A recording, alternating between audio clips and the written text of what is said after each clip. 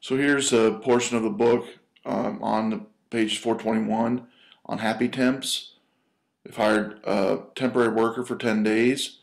The company offers two pay options. Option one doubles your pay each day. However, your first day's pay is only $1.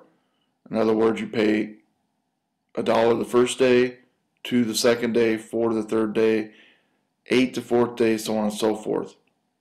Option two is paid $100 per day. So you're going to create an application. A calculation displays the total amount you would earn under each pay.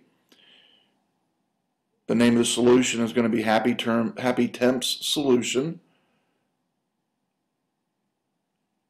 And main form is mainform.vb. Save the solution, as always. And then your interface can look something like this here. It has a label here giving option one, starting at $1, and then doubles each day for $10, displays the output on the label. Option two, $100 per day for 10 days, displays the output calculation here on this label. They fire up the application, click the Compare Options button, and Exit button, and that's it. So here's the application, what it could look like. Again, you can make yours look different, make it look nicer interface than mine is. Got a label, label, label, and label. These two labels here actually have a border around the label and the property called Fixed Single.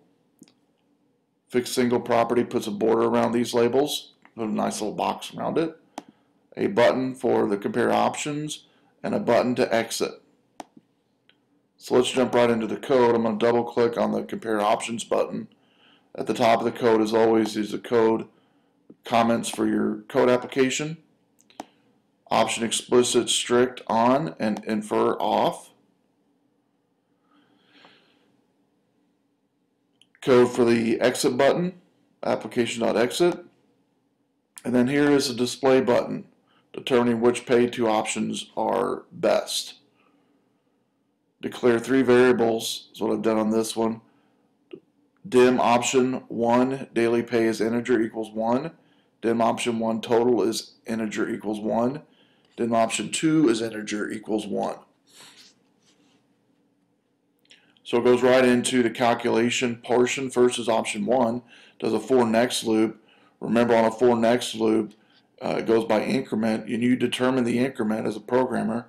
In this case, we're doing a for option as integer equals 2 to 10. And it's going to take, starting with option daily pay, it's going to increment it here with the times equal to each time. Because remember, in the calculations, it was on option 1, they'd earn the first day and then double each day thereafter. So that's where the times 2 is each time. Then it's going to take it and put it into the total, option 1, and increment that by the total pay, option daily pay. So each loop is going to be 4, 2, 3, 4, 5, 6, 7, 8, 9, and 10. And then display. The reason it started with 2 instead of 10 is, remember, this is starting with $1.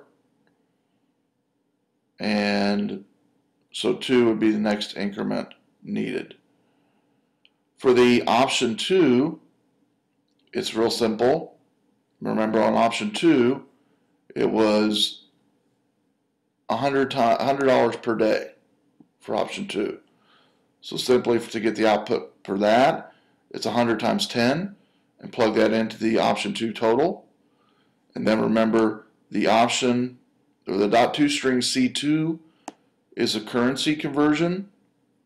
So it's taking both option 1 and option 2 total, converting to a currency, and plugging them in the label. So let's go ahead and fire it up.